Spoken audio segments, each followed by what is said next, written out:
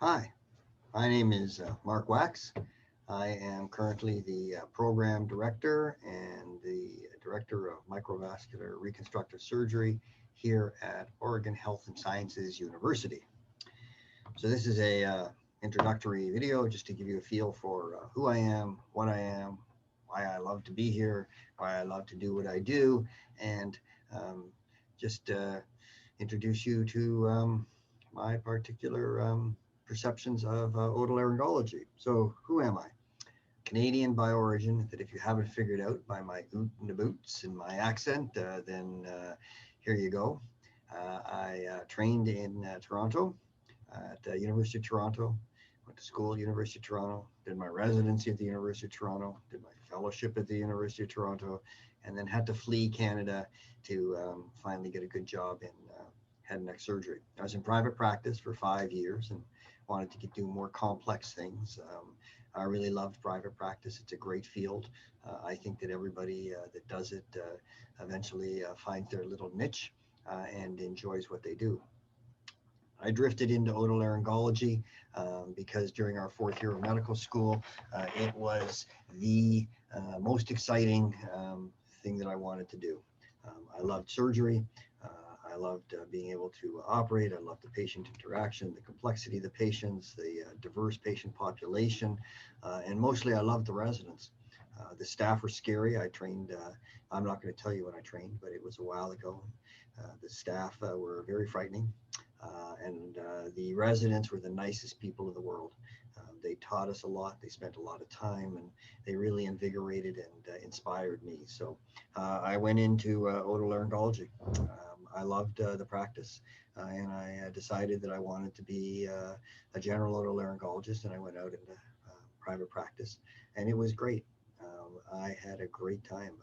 Saw babies, saw a ton of kids, did thousands and thousands of tonsillectomies and put tubes in ears. And the complexity of healthcare in Canada was such that one couldn't do very advanced surgery that you had done in our residency position. You could do some ears, but you really couldn't do much head and neck surgery. So I went back and trained some more, and then I moved down to the States.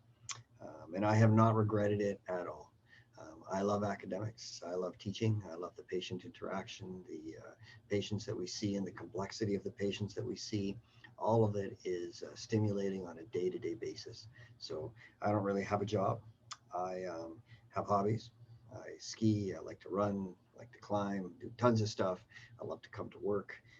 I could work here. I don't look at the clock. Um, and that's really sort of what the key is. If you look, otolaryngologists are all exceedingly happy people. Everybody has individuals that have some psychological issues, but overall, you don't get into otolaryngology unless you really want to get in. And most of us are pretty happy and straightforward people. So what do I do? Um, I went back, I did head and neck oncologic reconstructive surgery. I built a big head and neck cancer program, and I really liked the reconstructive aspect. I was in West Virginia for 5 years, and then Buffalo for 2.5, and things were not doing well in Buffalo. The practice there was sort of falling apart. I needed to find somewhere, and they needed a recon surgeon out here, and I came out here, and it was a great place.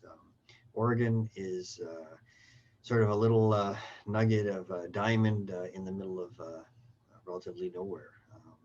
The faculty that were out here were, I don't think, is appreciated on the national level as many other institutions. The quality and the volume of work that people were doing here, I don't think was highly appreciated. And so I came out here, and I have continued to love it. I mainly do microvascular reconstructive surgery. We do some facial reanimation. I have a collaborative program with the neurosurgeons, the orthopedic oncologists, and all of this we support through a fellowship, and our residents get a diverse and complex training in all of these particular aspects. Um, our program is unique. We probably do as many free flaps as anywhere else in the world. it's more limited. So there are some centers that may do, more free flaps than us or more reconstructive procedures, but there may be 5 to 10 people doing it. So individually, we do 3 to 4 times as much as anybody else, which I think lends a certain amount of appeal and expertise to what we do. So OHSU is a great center.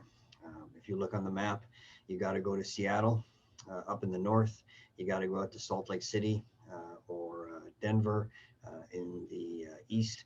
You got to go to Hawaii if you want to go west, and you got to drop down to Sacramento. Is probably the closest center in the south. So we have a huge draw. The state loves us. Our patients are complex. We see a huge amount of primary otolaryngology, so you get great teaching in there. But as a resident, you don't want to see people that have a cold. You want to see someone that's got you want to see the zebras that are running down the street so that you can recognize them for when you get out in practice. And we get our share of that. I'm the program director, been that for a long time. I'm going to chat about another video on what we do here from our educational program. So this is who I am, what I am. I love to do a lot of hobbies and get out, and all of that is available. Behind me is the view from my office. I wish. Okay, thanks. We're looking forward to visiting, and thanks for tuning in.